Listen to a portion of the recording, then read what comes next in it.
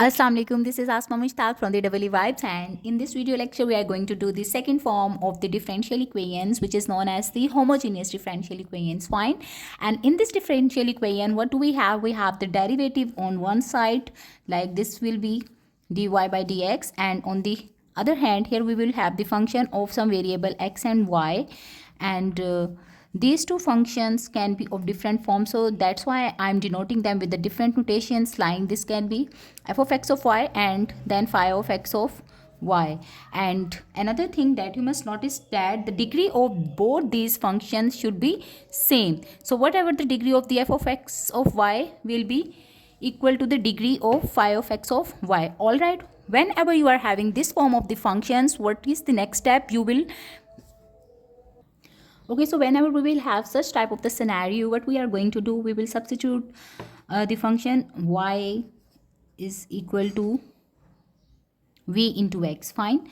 And in that case, if you take the derivative of this equation with respect to x, then you see what will happen. So d by dx of y on the left hand side, while d by dx of v into x. All right, so here it becomes dy by dx merely, while here we will apply the product rule of the differentiation, according to which we write the first function as it is, then we have to take the derivative with respect to the variable, which is x in this case, so its derivative is equal to 1, then plus second as it is, and now take the derivative of the first variable with respect to the other variable, which becomes dv by dx. Let's just write it in more simplified form, and here you will have v plus x dv by dx. All right, now we will make the substitutions in the original equation, and then we will transform this equation into the variable separable method. So basically the variable separable method with this substitution is used for solving the homogeneous differential equations. All right, so let's do an example for understanding this concept. Assuming that we are having a function x square plus y square into dy is equal to xy into dx. Fine. The first step is to write this given equation in the form of the derivative and the function. So I will let it be the dy over the left hand side, so it is dy by dx, and this will be divided on the right hand side, so it becomes xy over x square plus y square. Fine. Now we know that when we substitute y is equal to vx, then the derivative definition is equal to v plus x dv by dx, so it becomes v plus x dv by dx, while on the right hand side we have x y is equal to vx, then x square plus vx square. Let's just simplify it more. So we will have vx square divided by x square plus v square x square. Since x square is common in the numerator and the denominator, so we can take it out, and thus it becomes v into x square divided by x square into 1 plus v square. We can cancel out these two terms since they are common, and now we will have v plus x dv by dx, and this is equal to v over 1 plus v square.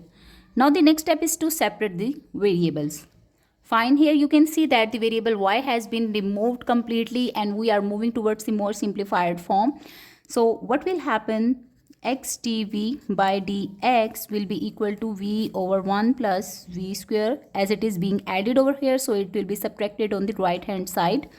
And on while with the LCM, if you take the LCM of this, it becomes v minus v into 1 plus v square, so it becomes v minus v cube divided by 1 plus v square. These two terms are cancelled out as well, and we will have x dv by dx is equal to minus v cube over 1 plus v square. Now let's just apply the variable separable method. So we will shift all the variable functions, all the functions of the variable y on the left hand side. So we will have 1 plus v square divided by v cube dv is equal to minus 1 over x dx. Hence, it can be observed that now we have converted into the variable separable form. The next step is to apply the integration directly. So we will integrate on both sides, but before that I can also write the above functions in the splitted form as 1 over v cube plus v square over v cube will give me 1 over v into dv, and on the right hand side I have minus 1 over x into dx. Now let's just integrate it. So when we will take the integration of this, so we know that the integration of 1 over v cube is actually equal to minus 1 over 2 v square, and you can check it from the table. Then integration of 1 over v is equal to natural log of v, and this is equal to minus natural log of x plus natural log of c, some integration constant, because this is an improper integral and we are not given the value of the lower limit and upper limit, so that's why the constant of integration appears. So far we are having this form of the equation. Now let's just simplify it further, and what we can do in this case, I can just keep it on this left hand side plus natural log of v. I can shift this minus natural log of x on the right hand side, so it becomes plus natural log of x, and on the right hand side we are left with only natural log of c. That must be some constant c. Okay, so it becomes minus 1 over 2v square plus natural log of v, since v was equal to, or y was equal to v into x, so this implies v is equal to y over x. Let's just substitute the value of v in this expression and you will get natural log of y over x plus natural log of x is equal to c. Also you can substitute the value of v in this expression as well. So it becomes minus x square over 2 y square plus natural log of y over x can be splitted into natural log of y minus natural log of x, then plus natural log of x is equal to c. These two terms are same, so that's why they will be cancelled out and you will have the resultant as minus x square 2y square plus natural log of y, which is equal to c. So this is the solution of the differential equation. If you have some questions, you can drop